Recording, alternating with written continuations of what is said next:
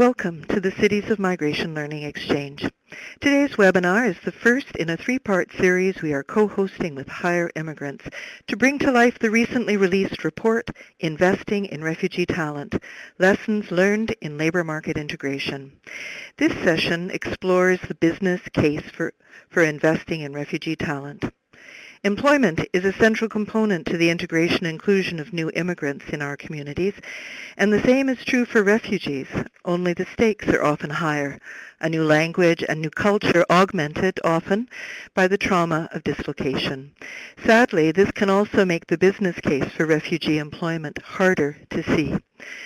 The good news is that the benefits of labor market integration are well reported and increasingly apparent to private sector actors. As more and more businesses step up to help connect refugees to jobs, we're learning those efforts can have a significant impact on their business bottom line. To help us unpack this important message, we are joined today by leading experts in the field. I'm delighted to welcome our guests. Joining us from Jumpstart Refugee Talent, we have Mustafa Alio, who is co-founder and development director at Jumpstart Refugee Talent here in Toronto. From the Business Development of Canada, BDC, we have Elizabeth Bolton-Lim, who is BDC's National Diversity Officer. And from Hire Immigrants, our co-host and today's guest moderator, we have Devin Franklin, Project Manager, Magnet Export Business Portal, and the Hire Immigrants program. As Project Manager of the Magnet Export Business Portal, Devin supports businesses to realize the benefits of tapping into foreign markets and to build the capacity of Canadian businesses and entrepreneurs. And when she's not doing that, Devin also leads Hire Immigrants, an online platform designed and built for employers to find and share good practices on immigrant employment, and a network hub for increased awareness of the valuable skills and talent immigrants bring into local and global businesses.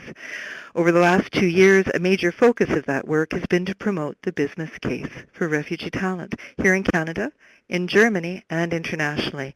So it's my very great pleasure now to welcome Devin. Devin, the podium is yours. Thank you much, Kim, for having me, and thank you to our other panelists that are here. I'm going to give a brief context before turning it over to Mustafa and Elizabeth to share their insights with us. So as Kim so graciously said, I'm the project manager of Hire Immigrants, and the last year specifically, 2 years really, have focused on really making the business case for investing in refugee talent. What does that look like? Who's involved? Who needs to be at the table?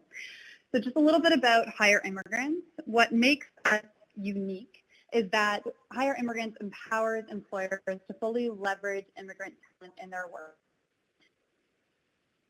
And so really what that means is looking at settlement from the lens of employers. So our founder, Senator Ratna Ahmedbar, was really passionate about looking at the other side of the employment dichotomy. There are lots of services, both employment and settlement, for newcomers to a given country, and ours is Canada, but there weren't enough resources and services specifically for employers to help them to leverage talent pool and also know, where the gaps are in their own hiring practices to tap into the talent. And what that really means in our core activities is one, making the business case about newcomers generally, and as I said, over the last couple of years, it's really specifically looking at the nuances of the refugee population and what that means for our employment practices. It's identifying outdated hiring practices. So again, if you have the same old practices, you're going to get the same old talent. And so we're really trying to support employers to see the value in really reflecting on their hiring practices and seeing the talent that they're missing out on by some of the unconscious biases that are inherent to some of the more traditional, more of the traditional hiring practices. I'm just going to turn my volume up. And the last is connecting to leverage immigrant talent for your recruitment. I'm just getting a bit of feedback that my sound's a bit off, so I'm just going to switch to my handheld, and hopefully that will make it sound a bit better.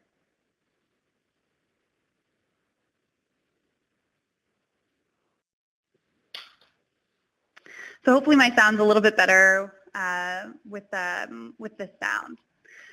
So when it comes to the refugee focus and focusing on refugee talent, it was really about bringing new stakeholders to the table and really convening for action. And what that meant was leveraging the power of our founder, Ratna Ahmedvar, and really convening what came to be called the Refugee Jobs Agenda Roundtable. And it was really intended and organically formed with a lot of employers responding and wanting to do something, but really not knowing where to start. And so the roundtable, like I said, was very organic in its convening. It was private sector and public sector employers saying, you know, we have vacancies, we have opportunities for these new Canadians, but we're not sure how to tap into them, we're not sure how to connect with them, or how to support them in their employment. And that's really where a number of the other organizations that were involved became crucial to that success. So our community organizations, our service providers, and I'm thrilled that both Mustafa and Elizabeth, who are roundtable members, are here on the panel today and can speak to you know, what the roundtable solicited and what were some of the successes. And I think BDC really is a genuine success out of the roundtable. But it was bringing all of these stakeholders together at the roundtable. And here's just, you know, a really, I couldn't put all the logos on there, but over 40 members in our local roundtable, so the Greater Toronto Hamilton area, that came together really motivated with an interest to be action-oriented, to follow through on a commitment to see refugees find meaningful employment and really foster that integration at the local level. And so just at a very high level, some of our key successes were job fairs. We had a fabulous employer guide, again, to support employers to really understand what is this new population. There were a lot of questions coming from employers just not understanding, you know, can a refugee legally work in Canada? What are their language competencies? What's their education and skills profile? And I know Mustafa is going to speak to really changing the narrative of you know, the assumption that refugees are uneducated, or the assumption that refugees don't bring their own set of skills and competencies to a host country. And so that was really eye-opening for the roundtable. We had a fabulous constructions trade program. The Starbucks hiring initiative came out of the roundtable, and the fabulous BDC internship program, which I know Elizabeth will speak to, were just some of the roundtable outcomes. And so, you know, intrinsic to this success and wanting to ensure that this truly success story got out into the public, with the support of Cities of Migration and the Bertelsmann Stiftung, we recently released this report called Investing in Refugee Talent. And really the focus is on sharing those successes, sharing those models, and really having, you know, an employer voice at the forefront of speaking to, you know, is this a humanitarian cause? Is this of economic benefit? And I think what you'll learn through this webinar is it can be both. And I'm going to, you know, have Mustafa speak more to that in the next little bit to really talk about what that looks like. I want to say that this is the first of a 3-part webinar series that we're really excited to be co-hosting with the Cities of Migration under their Immigrant Futures project. And it really will be looking at delving into the report, bringing it to life, animating some of these fabulous success stories.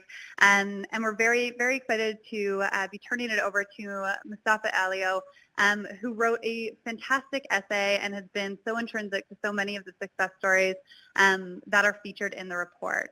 So Mustafa Alio, as Kim said, is the co-founder and development director at Jumpstart Refugee Talent. A refugee himself, Mustafa founded the Refugee Career Jumpstart Project, which has been rebranded to Jumpstart Refugee Talent. And it was founded in 2015 with really the goal to assist newly arrived Syrian newcomers with their entry into both education and the job market.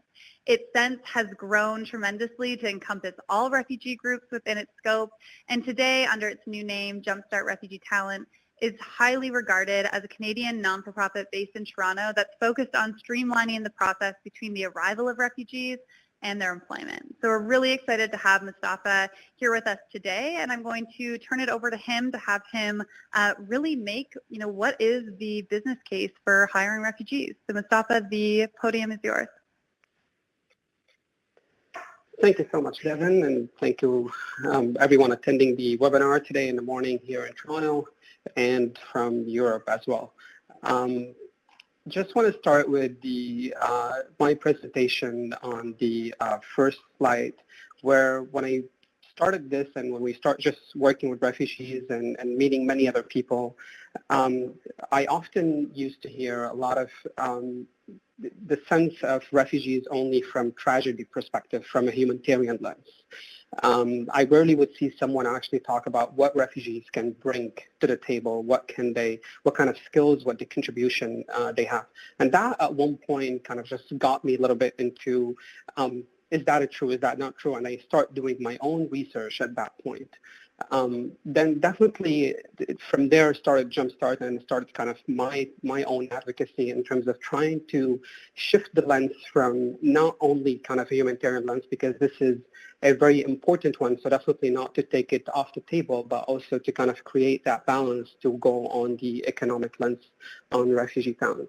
So I'll just go and listen to so many people, though, so you would often hear, for example, many people would be aware of the 65.6 million people, refugees have been forced out of home, that nearly 20 people are forcibly displaced every minute as a result of the conflict. But then when we ask even those who advocate for refugees and work with them for years on if they have any kind of proof or research in terms of what refugees can bring to the market.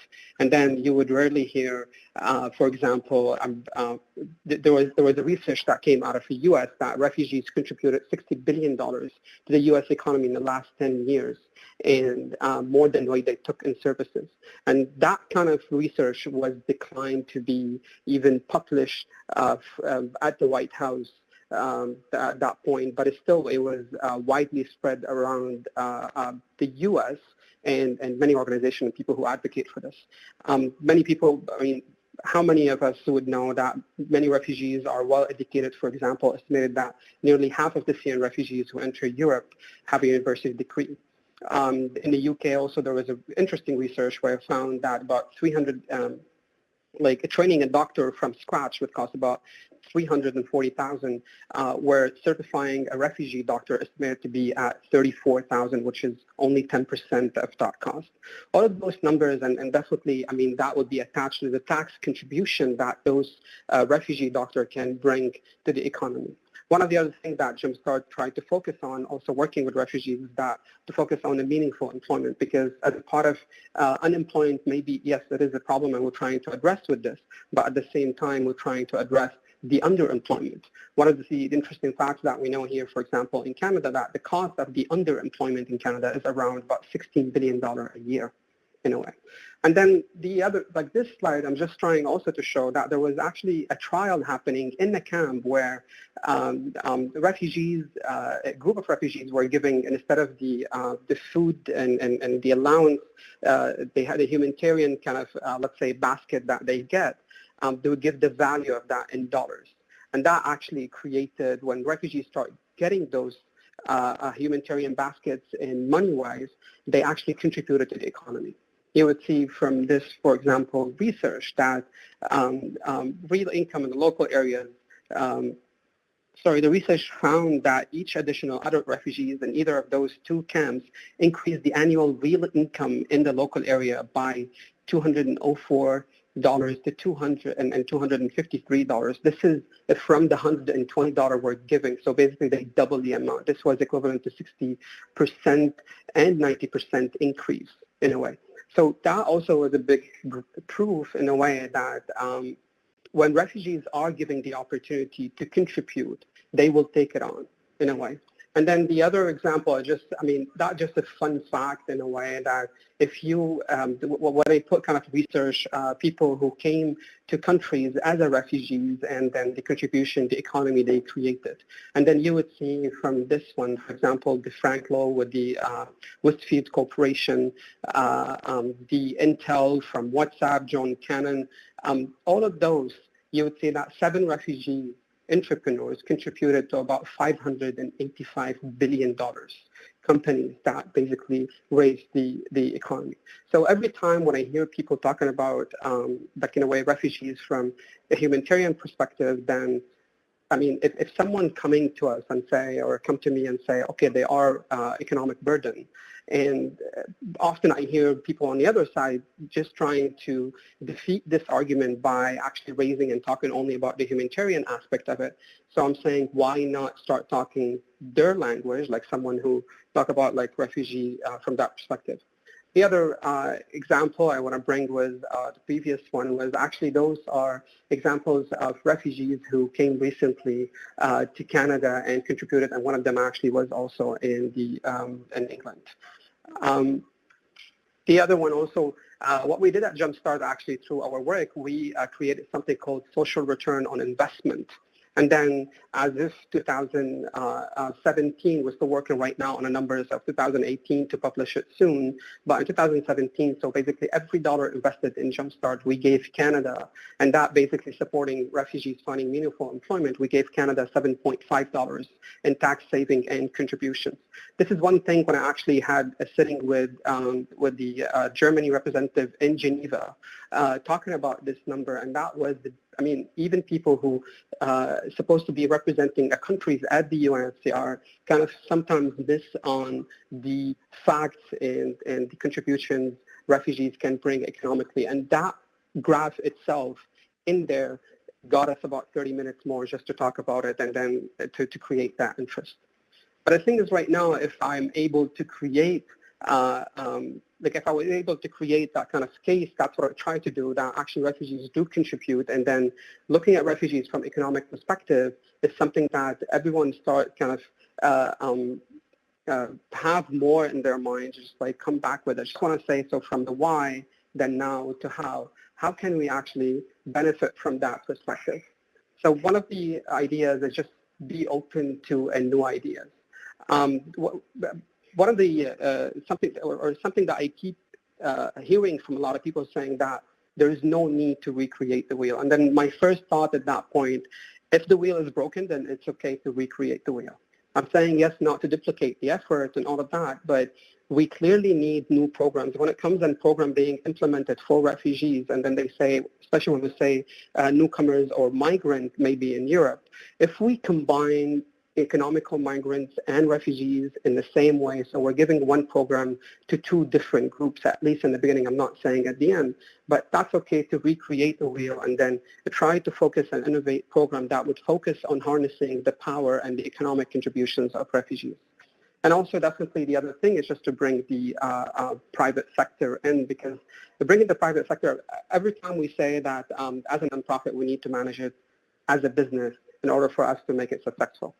And then the other thing is just definitely bridging the gap. I'm part of the international group that we always advocate. If you're going to work with refugees or you want to serve refugees, you're going to work with refugees. So nothing about us without us, not because it's, it's the right thing to do. It's, again, it's a smart thing to do to gain the trust. One of the main issues of working with refugees is trying to get their trust. And definitely that happened when we work with them. The other thing, innovation comes from right data and collection. This is something that we need to focus on. I can answer it a little bit more. I'm just running out of time. That not only getting the data, but we need to get the right data when it comes to refugees, understanding their journey. And the bottom-top approach is that always we consult with them from this data, then we can create the programs.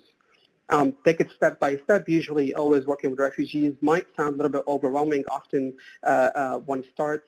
And also we see a lot of programs being funded that they just want to get it out of the pool and just start working on a program. But that actually, I've seen a lot of projects based on this kind of mentality falling short. The conclusion basically that refugees are contributors, this is something that we always, there are many, unfortunately, there aren't many research when it comes to proving a refugee economic contribution. This is something that I hope that everyone here today on the panel maybe to encourage that research society to do more of that, because the case there and it exists. The other thing that policymakers should change the narrative of refugees from burden to economic contributors. That's it. Thank you.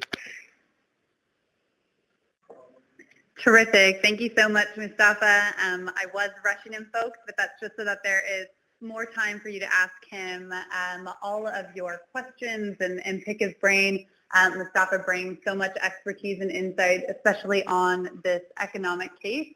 So I look forward to your questions in a little bit. But before then, I'd really like to hear from one of our business leaders. So it's my pleasure to introduce Elizabeth Bolton-Lim from the Business Development Bank of Canada. Elizabeth is BDC's National Diversity Officer, and with close to 15 years of diversified experience in commercial lending, Elizabeth is well acquainted with the trials and tribulations of Canadian entrepreneurs, which are the same and similar trials that our newcomer and entrepreneurs face as well. Throughout her career, she has successfully married her business know-how with her passion for creating a diverse and inclusive workplace and community.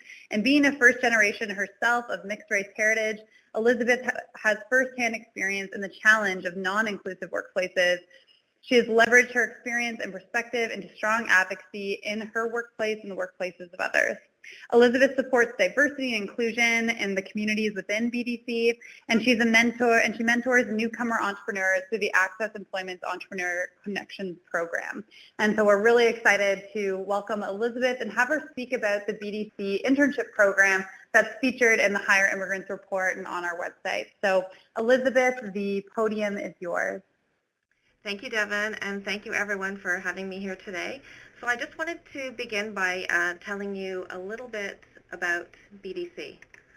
So BDC, or Business Development Bank of Canada, is the only Canadian bank devoted exclusively to entrepreneurs. So we support entrepreneurs in all industries and all across Canada with financing, capital, and advisory services. BDC has one shareholder, and that's the Government of Canada. So we're also very proud to be the first bank in Canada to receive the Beneficial Corporation certification. So we're a B Corp. B Corp businesses act in ways that benefit society as a whole rather than focusing solely on making profits. So we have about 2,200 employees and close to 123 business centers across Canada.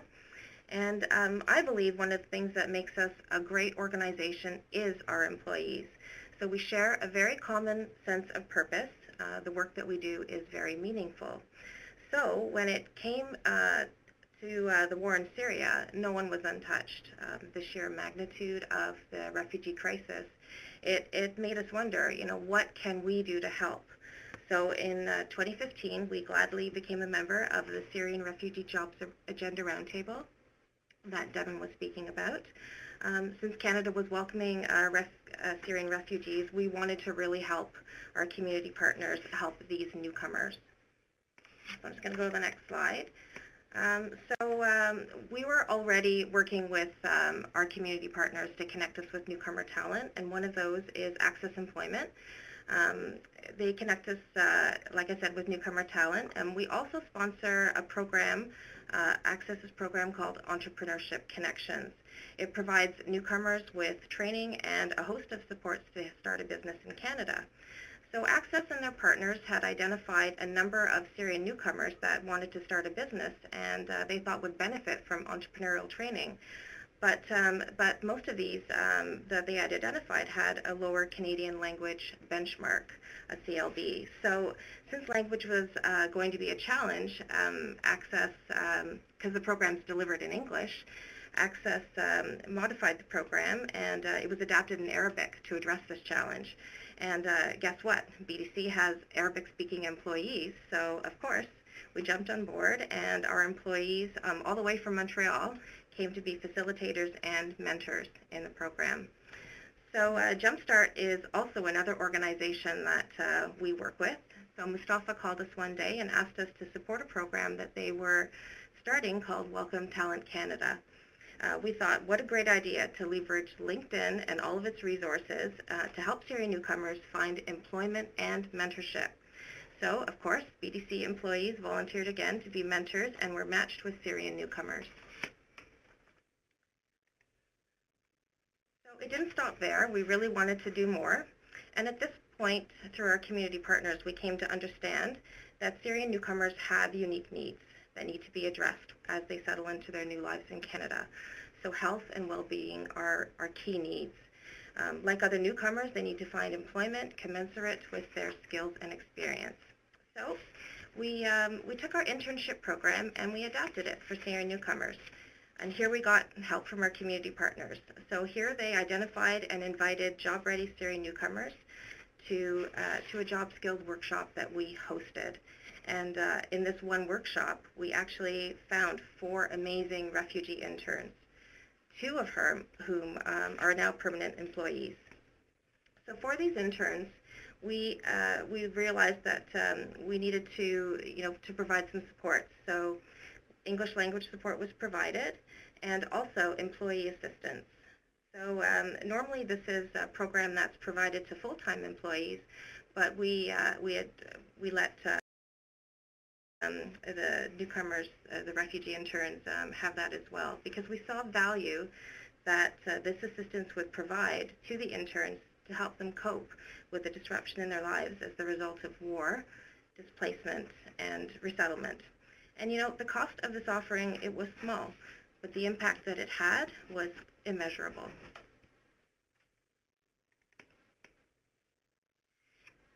So I would say BDC has benefited in a lot of ways. First of all, bringing in newcomer talent, it brings fresh perspectives. It also stimulates new thinking, and it introduces more effective ways of doing business. Also, newcomer employees, they speak languages other than English and French, and they have knowledge of different cultures, which only helps us to better understand and respond to our increasingly diverse customer base. Our community partners have introduced us to their partners and even other employers, and all of this to connect us with newcomer talent. Also, our surveys show us that our employees, they truly value diversity, and they believe that BDC's leadership supports diversity and inclusion in our workplace and in our communities. So our employees, they volunteer as mentors and business coaches, and through these experiences, they also gain valuable leadership, and they gain coaching skills as well. And also, when they give back, it promotes strong overall employee engagement. So it's a win-win for all. So I would say the future of the program, where do we go from here? We have run additional job skills workshops in Ottawa and Montreal and Vancouver. We've opened these up to all refugees, not just Syrian refugees now. And some of these workshops were even bilingual. We invited other employers, including other banks, to facilitate and be mentors in these workshops. So overall, I would say we consider the program a huge success, and we will continue to work with our community partners to connect us with refugee talent. Thank you.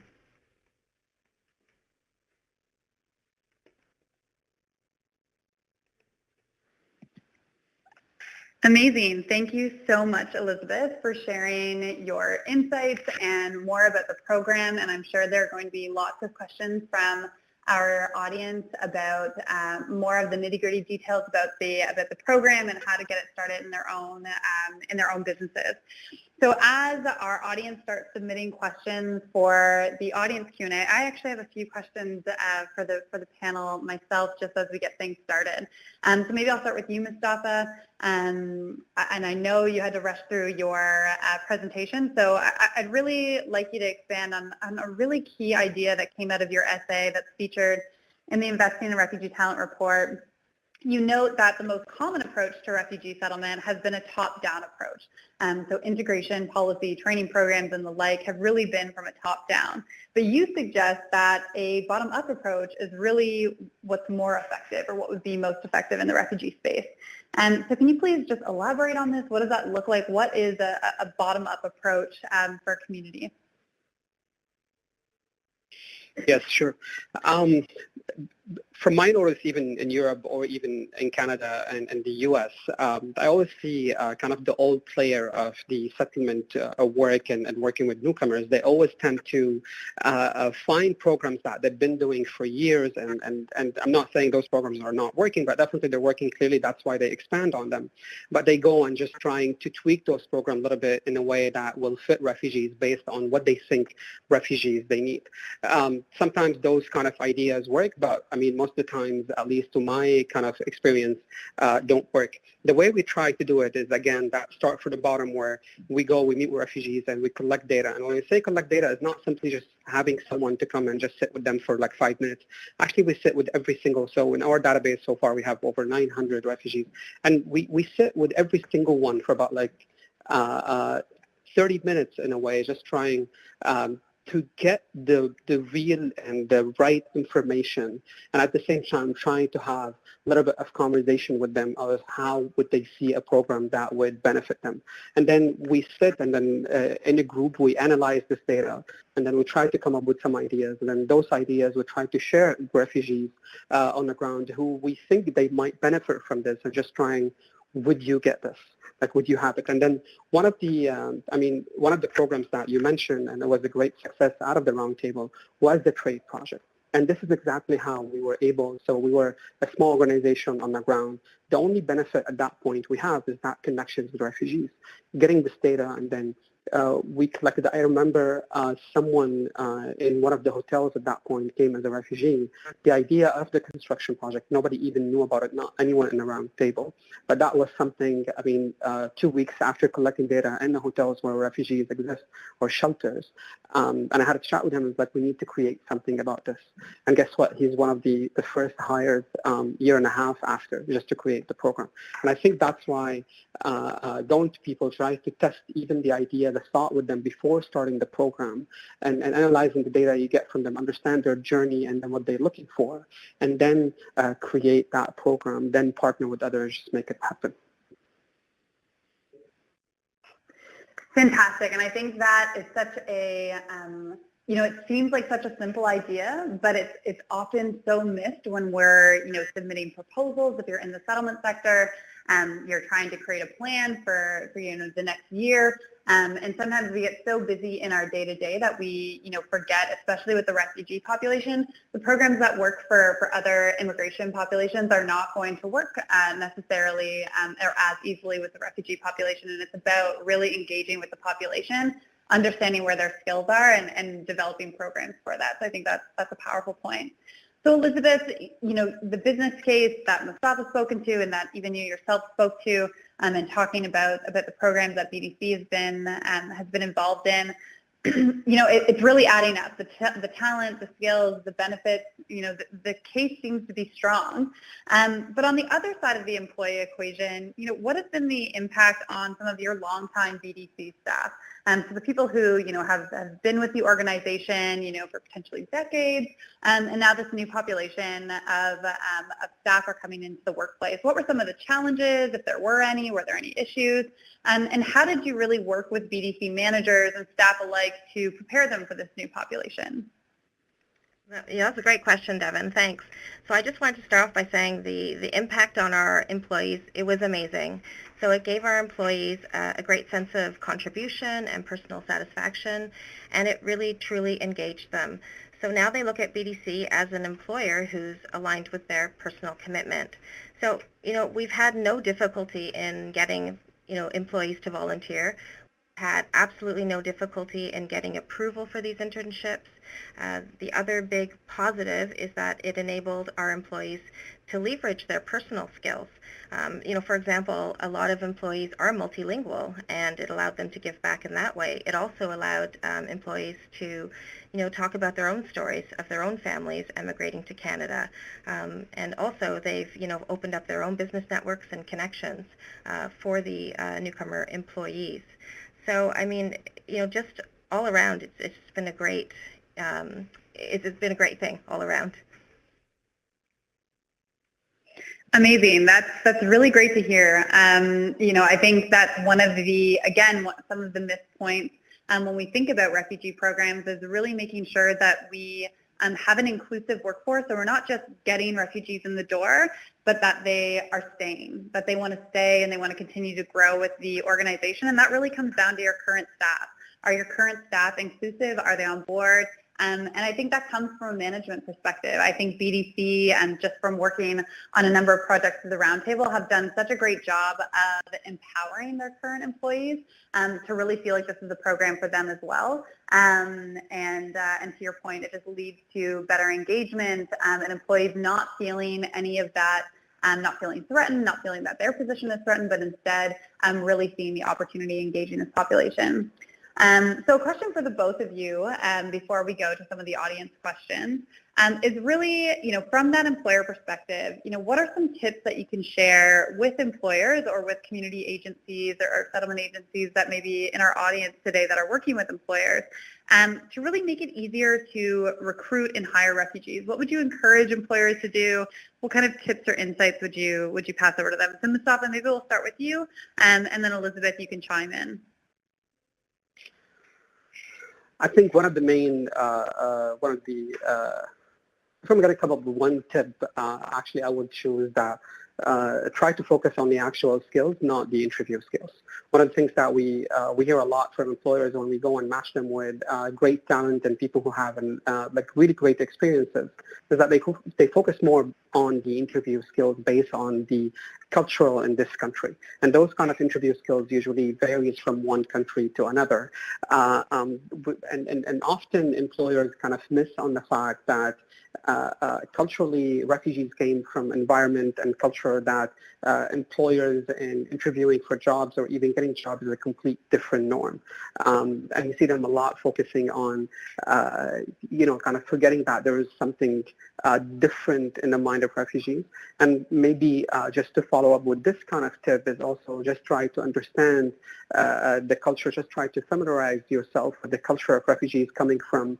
I often see a lot of employers kind of ask one question and miss on employing opportunities just because they did not ask the proper way of that question. And maybe I can give an example of this. We had to work with WeWork because now they have a commitment to hire 1,500 refugees globally in the next 5 years. And then we send a warehouse manager. And then someone who had this experience, and then we're saying that we want someone who had kind of, a collective experience working with a warehouse. So we sent someone who did exactly that. And actually they did not go forward with the person at that point. And one of the reasons then is that they asked, what did you do actually at the warehouse? And then the guy just simply say what is the exact description was then.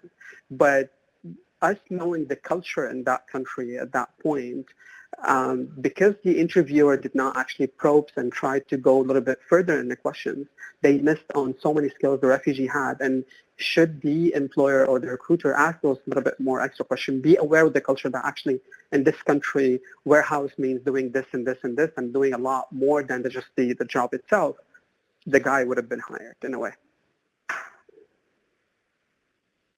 Yeah, amazing. And I completely agree that, and it comes back to one of Hire Immigrants' core outcomes is really looking at those outdated hiring practices and saying that, again, the same old practices when you're working with a diverse population just won't get you the talent that you need. And I agree on, not interviewing for simply interview's sake, but really looking at the skills. We had a tech firm interview a refugee, and when we followed up and said kind of why weren't they successful, they said it really came down to communication skills.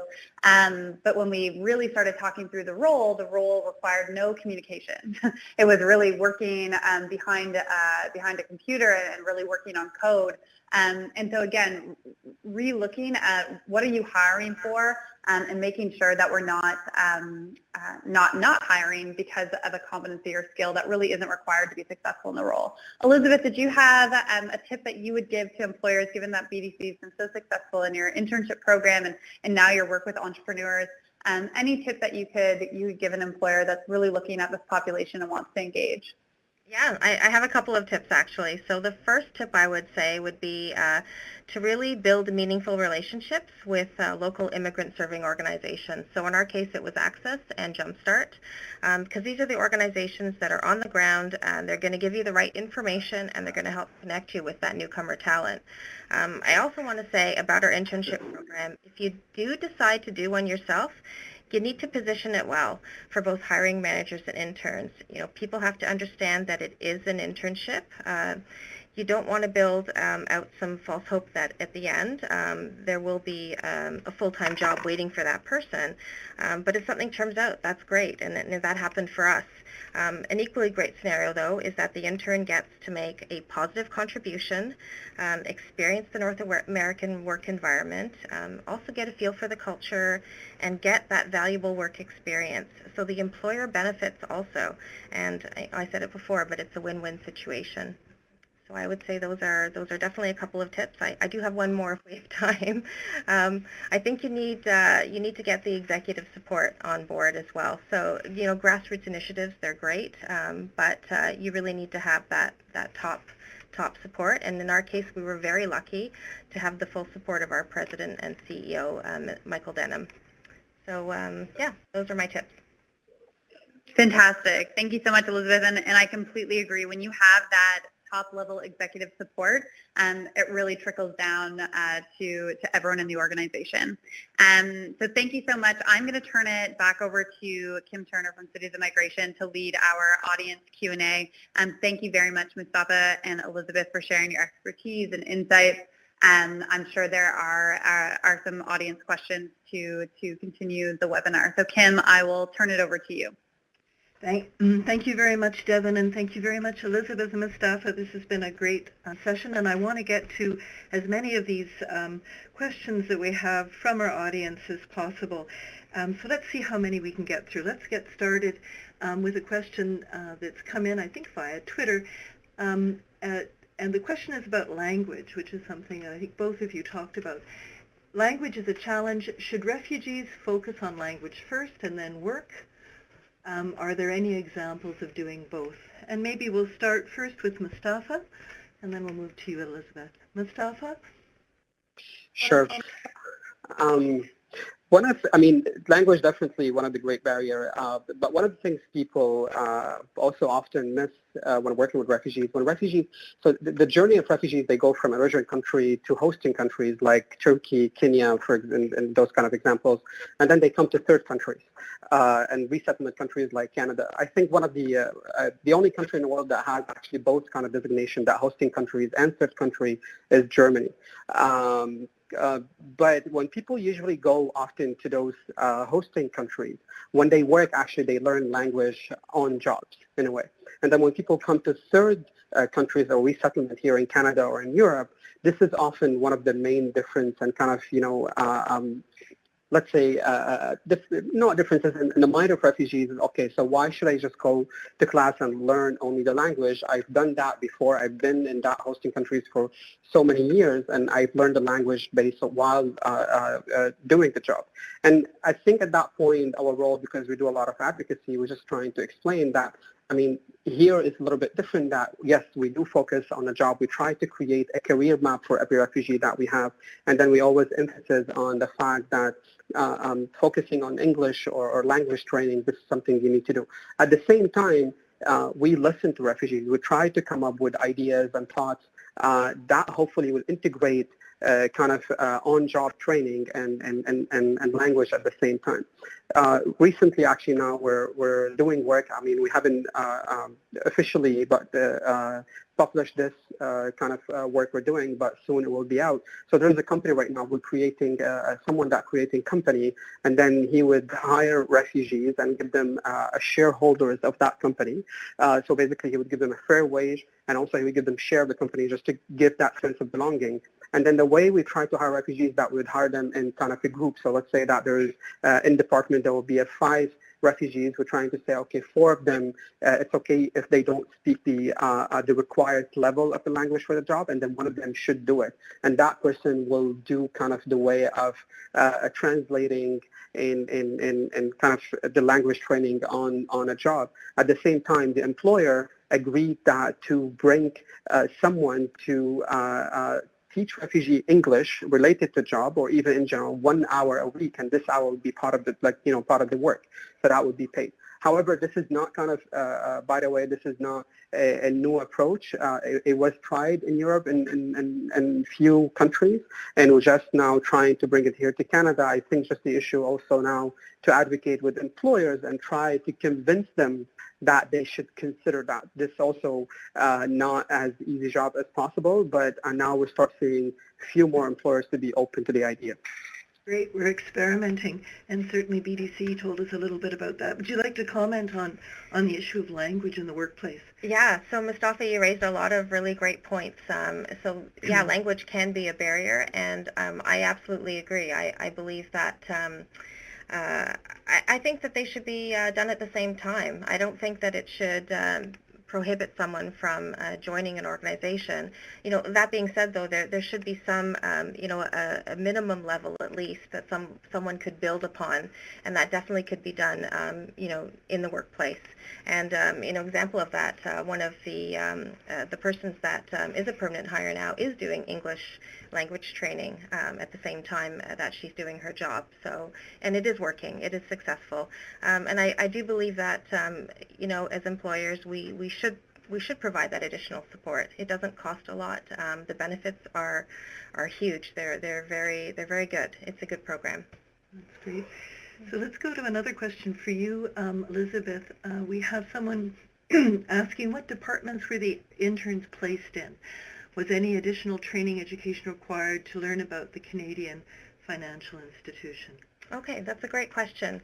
So the interns were placed in, I got to put it on my fingers now, so we had human resources, we had legal, we had IT, and then we also had finance as well. Was any additional training or education required? You know, funny you should ask that, because you know, skills are skills. And, you know, for example, the intern that was placed in our legal department had legal training in Syria. So, I mean, she was perfect. She had that foundation. Same with the person that was put in the finance. He was a banker before in Syria. So, I mean, those skills existed before, and they were easily transferable into the positions that they were placed in. That's great. Okay, I've got a couple of questions that about some of the data that was described in the challenge of measuring economic contribution and benefits. These are huge issues, more so maybe in the business place and elsewhere, but I think we're all learning that what's important gets measured, it gets counted. So Joan Anderson asks you, Mustafa, about, she wants to know, the Jumpstart presenter, she mentions the cost of underemployment of refugees in Canada. Would he please repeat the figure and the source for it? And maybe we can talk more generally about the cost of underemployment. Mustafa? Sure. So it wasn't the cost of underemployment in Canada. So it wasn't my figure wasn't only for refugees. It was in general in Canada that the cost of underemployment. It was a report issued by CIBC bank here in Canada. I think in 2014 that the cost of it would be about $16 billion a year. In a way, and that taking contribution, so those who are underemployed, and then if they are actually employed in the same profession, they have to experience, and then what kind of the tax benefit they can bring, the contribution and more income. So it was about $16 billion. Do you want to comment, Elizabeth, on the cost of underemployment Cost of underemployment from an HR perspective in organizations? Well, I think especially right now, and BDC came out with a study on labor shortage, and I think it's a missed opportunity if we're not looking at this important talent segment. Okay, great. There's another question, Mustafa, from Manina, who wants you to clarify the return on investment number. For every dollar invested, how much did that translate into this SROI model that you've developed, the social return on investment? Sure. So with the social return on investment, what we try to do, so for example, we took the number of people we placed in 2017 into full-time, and we kind of calculated their average income. So the average income was about $50,000 for the people, like a year, so here. And we even dropped this just to be a little bit more conservative. We dropped it to $45,000. Then from this, we took the tax contribution, usually the average tax contribution per person on this, and for each person it was about $6,300 a year. And then that basically, when we get someone into, many of those refugees were actually either part of the sponsorship year, which is the government sponsorship, so living on government assistance, or even after that just going to welfare. And then when we place them in a job, then that would save the government at least $9,312.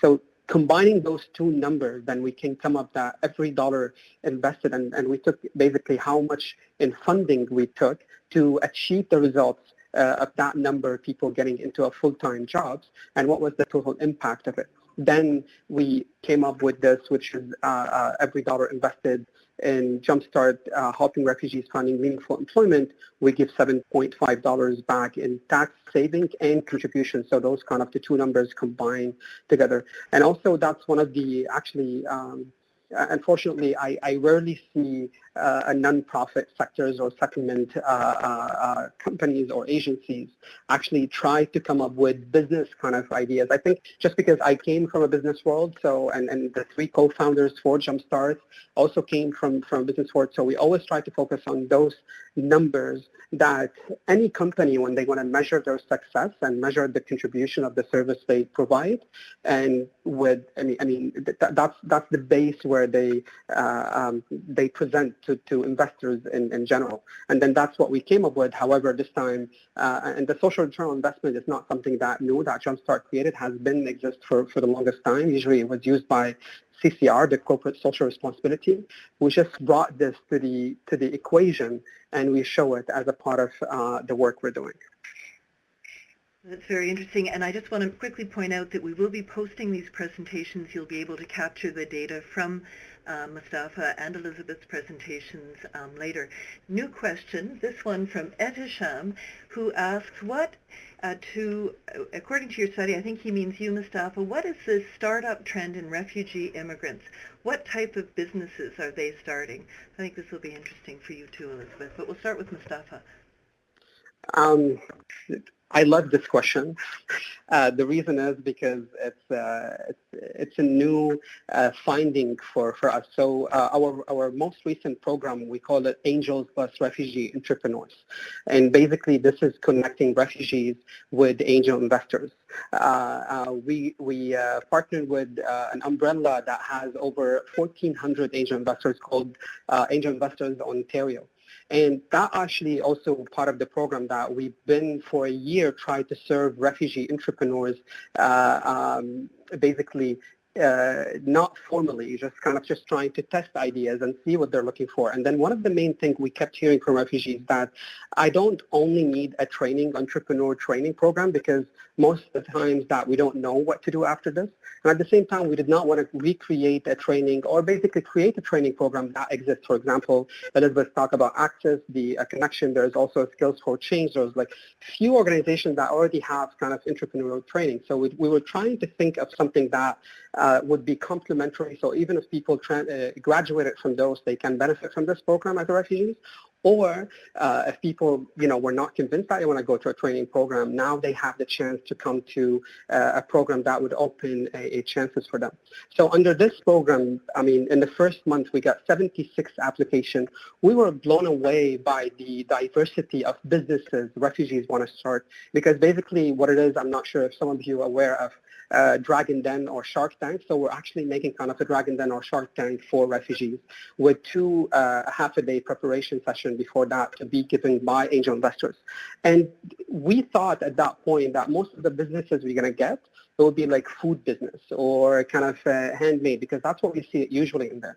But then literally we were blown away. We've seen someone who created a waste management solution based on AI, been in the country for only a year and a half. We've seen someone who is actually talking about language, who only finished high school, so not even graduated, but built connections in Turkey because he was waiting in Turkey, and now he's exporting cartons from basically Canada over there in $50,000 and $60,000 now. He has a company. We've seen someone who created food robotic things. It's an Internet of Things using this, and definitely there is like a food and restaurant and all of that. So it was the point where we thought that we know what refugees can bring and what kind of businesses they want to start. Even us as a refugee-led organization or even grassroots, we were surprised that when we create the right program, then we've seen the right results. So literally it was so many variation of refugees. We've seen someone who want to open horse training kind of schools and has like a twist to it. Definitely we've seen some restaurants in a way. But surprisingly, 35% of those people were in kind of food business, 20% were in technology. We've seen some apps as well, like just kind of connecting refugees, and we're so excited because the first session is happening on March 1st, and I think something crazy good will come out of this program. Just the ideas that we have, like we've seen, it's just unbelievable. Yeah, that's fantastic. That's very exciting. And I'm going to ask Elizabeth to also comment with the types of businesses she might be seeing at the bank. Yeah, this is absolutely a fun question as well. I agree. I love to see the businesses that the newcomers, refugee immigrants, are starting.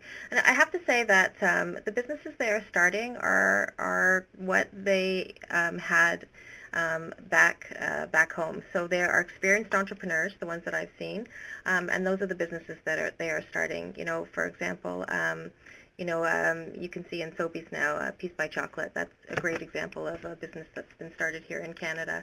But there are so many, and they're just amazing stories. And Mustafa, you mentioned some of them as well. So yeah. Okay, that's great. So we've got time for maybe two more questions. I have a question from Joe who says, from an employability skills set perspective, how differently should an employer approach a refugee and a skilled immigrant applying through express entry, or applying at all? And maybe we can start with you, Elizabeth. And let's focus maybe on the skill set of the refugee and the immigrant, respectively. Not everyone in our audience will be familiar with the express entry. Yeah, I agree. I think you have to really focus on that skill set perspective. I don't think it should be approached in a different way necessarily, because that's really what you need to be looking for. In the end, you're a business, and you need to fill that role to get the job done, and you really need to just look for those skills. Yeah, I don't really know how to answer that any other way. Yeah, no, I think that's very good. How about you, Mustafa? Do you want to comment? So was it the question just to bring refugees from overseas under the express entry, or what exactly? Well, the question was, it's on screen, from an employability skill set perspective, how differently should an employer approach a refugee and a skilled immigrant applying through express entry or applying for a position? Okay, so basically applying, because the question was saying applying through express entry. So express entry is a system where people can come to Canada based on their skills in a way. So refugees cannot actually apply for express entry in a way. They are overseas. However, there is a program right now. We also partner with Talent Beyond Boundaries, and this is working with Geneva and the Government of Canada and Government of Australia to open new pathways for refugees to come to those countries based on skills, like based on economic streams. So we have access to 900 local refugees here in Canada, and then we have access to over 11,000 refugee skill profiles coming from overseas to give them the exemption. And then now, like, we're proud to say that the Government of Canada is the first government to actually be open to the idea and fund a pilot for that to bring refugee talent from Kenya as well. So this is how, this program basically will allow refugee to apply. So we'll exempt refugees from conditions that it's not, like within their hands. They cannot do it just because of the fact that they are not in their origin country. They are like in the hosting countries, and that will exempt those things, but I still look at their skills. And by the way, there is the first refugee actually already came to Australia based on this program months ago, and now will come to Canada in, about like a few weeks from now. And the first hire was from a startup in Kitchener-Waterloo, who one of our co-founders is also a senior director in that startup. That's brilliant. It's interesting to see this this refugee generation driving so much innovation. Now I have I think the last question we're going to take from our audience today is from Haneen, who addresses you, Mustafa, saying the refugee assistance model in Germany allows refugees to pursue any required validation of their profession, either in licensing or training, without the pressure to work in entry-level jobs to survive. This is not the case in Canada, he says, which puts the pressure on many funded projects assisting refugees to make internships or entry-level jobs the maximum available versus building on their capacity. How do you see the future of this model? That's a big question. Let's see if we can reduce it. Mustafa, I think he's interested in the development of a model that would open up the opportunity for internships. Yes. So, and yes, that's true. I am aware of this in Germany, that they do a better work in terms of, also in France, by the way, would be almost the same, where they do allow people from a certain profession to pursue their career in here, or, in that country. However, they still have to go through a sort of recertification in a way. The recertification is a lot easier than what it is here in Canada. To be honest, I don't have the answer yet for this. We will try. Definitely, it's on the mind that I have several organizations approach me to try to do this, especially to address the people with the health industry kind of background, because this is the toughest. And to be honest, for me, it doesn't make sense. I mean, we should make it definitely easier. The other interesting things in Germany that was produced, I think, about a year ago or a year and a half ago, was the 3+2. And the 3+2 is a new program in Germany where it allows, so if refugees were to be deported, for example, or they are waiting in line to get their papers processed, should they get a full-time offer from an employer, then they will get the access to, for about, I think, 3 years for work permit, and that kind of allows them to go through immigration stream. And then from this point, after they do this kind of full-time job for 3 years, then after that, with 2 years, they go through the immigration process, and then they become citizen at the end. This is something also very interesting from Germany right now, which is kind of on the watch to see what's going to come out of it. There are like a few other organizations kind of partner, or let's say kind of colleagues in terms of organization, because I am part of international, or Jumpstart part of international network called Network for Refugee Voices, which is a group of refugee-led organizations trying to link refugees to policymaking in a way, and we will see that. And hopefully in Canada we can, in the future we can propose more innovative ideas. And if I could just add to him just before we move on, just because it touches on the next webinar in our series, which is really looking at thinking out of the box and looking at different ideas to support refugee integration to the labor market.